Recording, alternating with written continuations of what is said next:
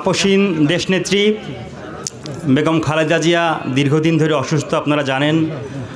আসাদ ভাই সহ যারা আমাদের দায়িত্বশীল গুরুত্বপূর্ণ জায়গায় আছেন সবার হৃদয় দুঃখ ফারাক্রান্ত।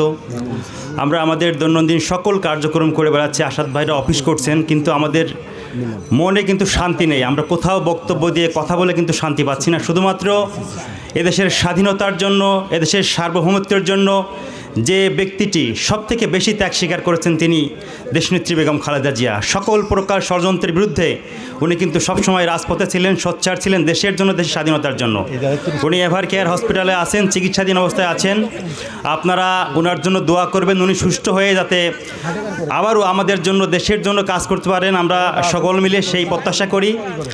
আর 2টি তারিখে কথা বলে আমি আমার বক্তব্য শেষ করব। আপনারা কি জানেন 25 তারিখে বাংলাদেশে কি হতে যাচ্ছে? 25 ডিসেম্বর তারেক রহমান আসবে ইনশাল্লাহ। জানেন আপনারা? 17 বছর যাবৎ যে ব্যক্তিটি আপনাদের জন্য কাজ করে গেছেন, দিনরাত পরিশ্রম করে গেছেন, শুধুমাত্র লন্ডনে আপনারা দেখেছেন যে একটি ঘরে একটি চেয়ারে বসে সারা বাংলাদেশের 64 ডিস্ট্রিক্টের নেতাকর্মীদের সাথে কীভাবে তিনি কানেকশন থেকেছেন।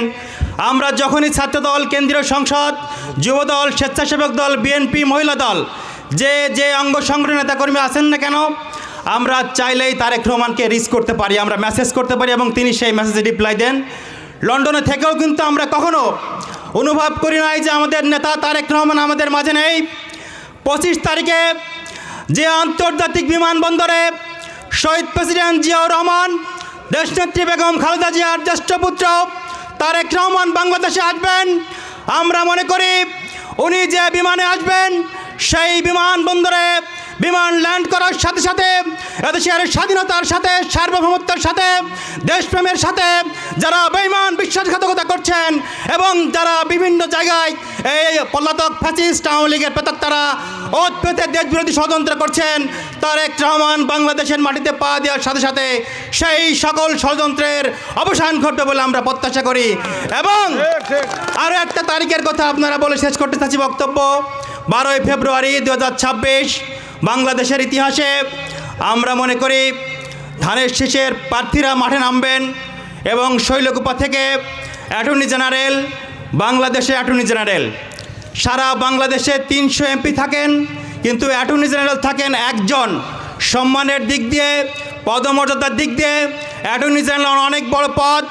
আসাদ ভাই ব্যক্তিগতভাবে ভালো থাকতে চাইলে এই পদে থেকে উনি ভালো থাকতে পারতেন, কিন্তু মাটি এবং মৃত্তিকার সাথে তুমুল যে সম্পর্ক ওনার আছে, আপনাদের সাথে আরও বেশি কাজ করার জন্য, অতপ্রতভাবে থাকার জন্য, আপনাদের প্রত্যেকের সুখ দুঃখের সাথী হওয়ার জন্য উনি ব্যক্তিগত স্বার্থকে জলাঞ্জলি দিয়ে এই আসন থেকে নির্বাচন করবেন। আমরা মনে করি উনি যে ব্যক্তিগত বিষয়গুলো স্বার্থের ঊর্ধ্বে উঠে আপনাদের জন্য কাজ করতে চাচ্ছেন, আপনারাও সকল ব্যক্তি স্বার্থের ঊর্ধ্বে উঠে আগামী 12ই ফেব্রুয়ারি 2026 ধানের শীষে সারা বাংলাদেশের যে 300 আসন আছে, শৈলকুপা থেকে ওনাকে সব থেকে বেশি ভোট দিয়ে জয়যুক্ত করবেন, আমরা সেই প্রত্যাশা রাখছি। এবং ব্যক্তিগতভাবে আমরা যতটুকু জানি উনি একজন সৎ মানুষ এবং শৈলকুপার জন্য উনি যে উন্নয়ন করতে পারবেন, শৈলকুপা থেকে আর কোনো এমপি পদপ্রত্যাশী বা যে আসুক না কেন সেই কাজ করতে পারবেন না। আমরা আসাদ ভাইয়ের সাথে আছি, তার সর্বাঙ্গীন সুস্থতা কামনা করি, উনি যেন সুস্থভাবে ভোটটা করে আমাদের সাথে থাকতে পারেন সেই প্রত্যাশা রাখছি। বাংলাদেশ জিন্দাবাদ, বাংলাদেশ জাতীয় ছাত্রদল জিন্দাবাদ, তারুণ্যের অহংকার দেশনায়ক জনাব তারেক রহমান জিন্দাবাদ, দেশনেত্রী বেগম খালেদা জিয়া জিন্দাবাদ, শহীদ প্রেসিডেন্ট জিয়াউর রহমান অমর হোক।